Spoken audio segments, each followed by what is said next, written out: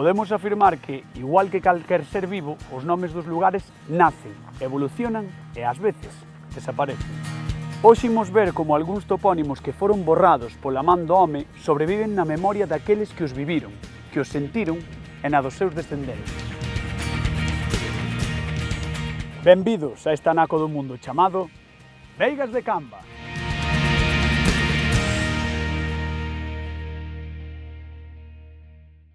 Viñemos ao concello ourensán de Vilariño de Conso para falar dun caso singular, Veigas de Camba, unha aldea que existiu até que foi anegada polo encoro das Portas no ano 1974, obrigando aos veciños a abandonar as súas terras. Efectivamente, hoxe falaremos de toponimia asolagada.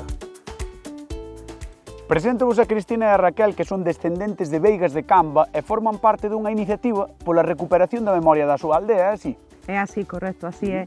Bueno, fuches en contacto con nós un veciño de Camba e díxonos que quería recoller todo tipo de fotos e información para que tuveramos, eu creo que para guardar un recordo de todo isto, e nos pareceunos genial. O sea, nos puxemos a buscar fotos, a remover aí en todas as caixas e a mandar, e a verdad que estuvo moi ben. Sí, porque para nós é como porlle cara imaxes a sitios dos que nos falou a familia durante toda a vida, o sitio onde se facía a festa, a igrexa, o barrio de arriba, o barrio de abaixo. Entonces, con esas fotos, por fin, podemos porlle visualizar como sería a aldea. Nas comidas familiares sempre tivemos presente Veigas de Camba, e sempre se falaba de Veigas de Camba, entonces nós sempre dicimos que unha parte de nós pertence a aquí. Sí que sentimos moita emoción cando vimos aquí como a nosa aldea está aí abaixo, asolagada. Non se ve, pero está. Unha das primeiras fotos que aparece no blog de Veigas de Camba é esta foto que está tomada exactamente desde o lugar onde estamos agora, sentados. Desde aquí mesmo, sí. Veise que era un val moi amplo, cheo de cultivo, pasaba o río Camba polo medio, era moi fermoso.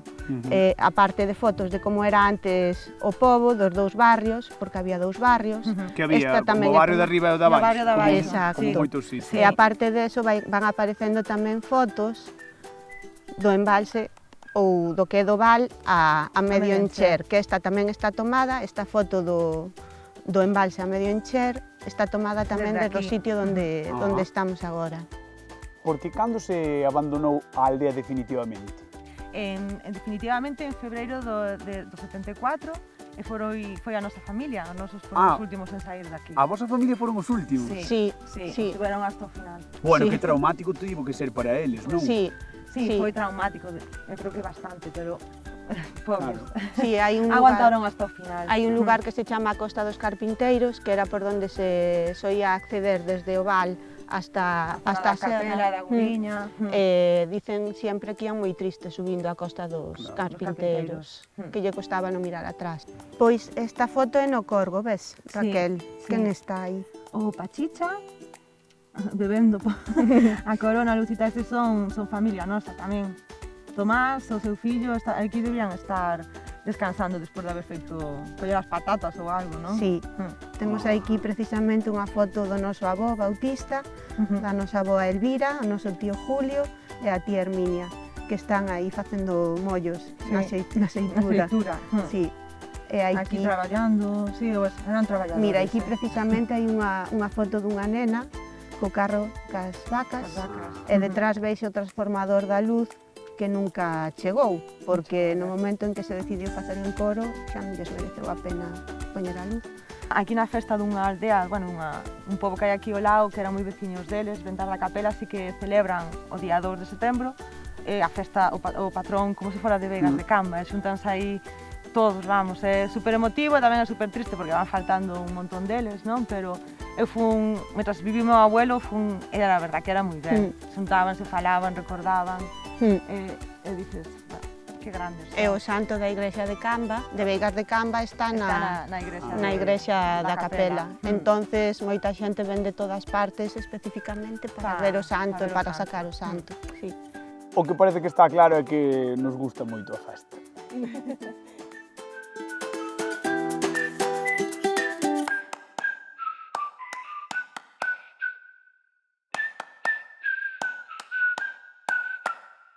Pois mira, Fran, aquí temos algunhas fotos que imprimimos do blog de Veigas de Camba, para que vexas, esta é a Pareixada, que é esa montaña que temos aquí detrás. Sí. Tamén temos fotos familiares da Seitura, aquí podemos ver a nosa familia recollendo erva, que sería tamén por esta zona de aquí abaixo, está anegado. Temos algunhas fotos de como eran as rúas, que é o que máis nos interesa a nos saber como eran esas rúas. Esta era a Rúa da Picota, onde vivían a nosa familia, e tamén hai algunha foto da iglesia do barrio. Esta que temos aquí é do Prado de Olga, que é onde facían a festa. Era como o campo da festa. Ese era o campo da festa, aí salen bailando, pasando ben.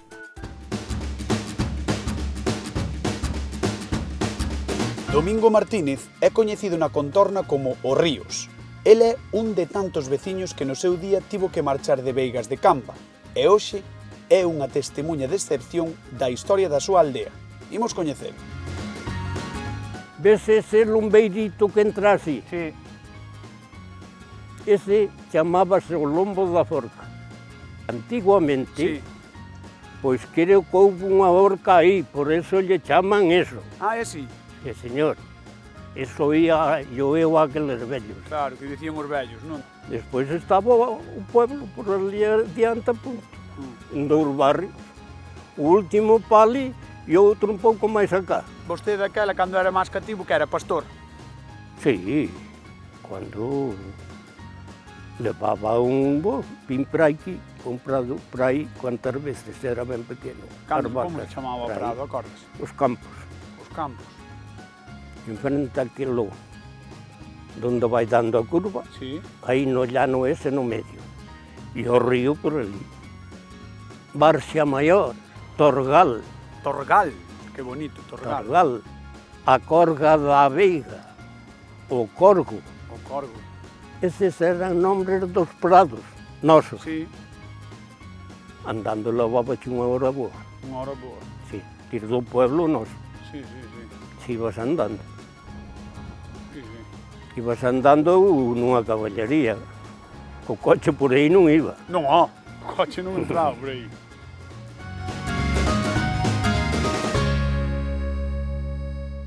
A toponimia de Veigas de Camba existe porque está na memoria e porque hai expertos que se encargan de fixala.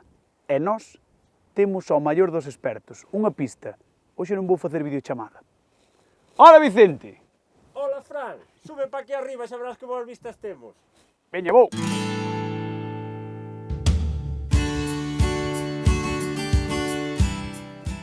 Bueno, Vicente, que temos aquí? Pois aquí temos un traballo case de arqueoloxía. Arqueoloxía toponímica. Toponímica, efectivamente. Aquí, grazas á sabiduría deste home, de Domingo, recuperamos de debaixo da auga deste encoro máis de 300 microtopónimos. 300 microtopónimos. Que todos estaban na cabeciña deste señor, Porque Domingo, que temos aquí é unha das poucas testemunhas vivas que quedan e que sabe tanta toponimia da súa zona. Sí, sí. Pois é claro que eses máis novos que marcharon xa non saben. Claro. Claro. Pois con estas fotografías aéreas do ano 56... Previas a un coro. Claro, previas a un coro, porque senón non podíamos ver o territorio. Pois sentábamos por aí, polos arredores todos dos montes, e Domingo íanos dicindo como se chamaba cada unha das leiras, como se chamaba cada unha das fontes, cada unha das pontes que había, e entonces eu ia situando nestas fotografías, pois cada número representa un topónimo. Detrás de todos estes nomes que nos deu Domingo está a historia de Veigas de Camba, quer dicir, que salvagardemos todos estes nomes, estamos salvagardando unha parte da historia desta aldea, unha historia que además non está escrita nos libros, non? Entón que reside na memoria deles. Os nombres son moi importantes. É a base de todo. É a base de todo. É como os nosos. Cada un sei. De onde ven Veigas de Camba? Veigas, lóxicamente, porque son as terras que hai ao lado do río, todos os topónimos de Galicia que... Veigas porque son llanas tamén. Efectivamente, Domingo. E Camba é un topónimo prerromano que o topamos, ten unha raíz prerromana cam, que significa curva, que o topamos noutros topónimos galegos, como por exemplo Cambados, Cangas, Combarro. Entón, no interior sempre identifica depresións no terreno. Depresións no terreno. E nas zonas de costa son como curvas no litoral, non? Pensa, por exemplo, en Cangas ou Cambados, non? Aquí, concretamente, como ben di o amigo Domingo, o río chamábase Camba, e este río sempre tivo moitas curvas, verdade? Moitas curvas aí arriba. Serpenteante. O río é o río Camba porque nace nun pueblo que lle chaman Camba. Que está en Laza, verdad? Efectivamente, alá no alto da serra. Efectivamente. Por eso é o río Camba. Entonces, claro, veigas De Camba. do Camba. Do Camba. Do Camba, porque o Camba era o río. Claro. Entonces, as veigas eran do señor río. Polo señor Río. Polo señor Río, que era As veces era que mandaba. Porque a vida era alrededor do río. Efectivamente, Así mesmo. era moi bonito.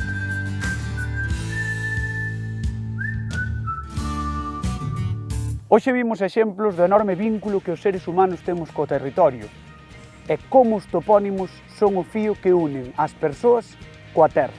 Que ese vínculo non desapareza está nas nosas mans.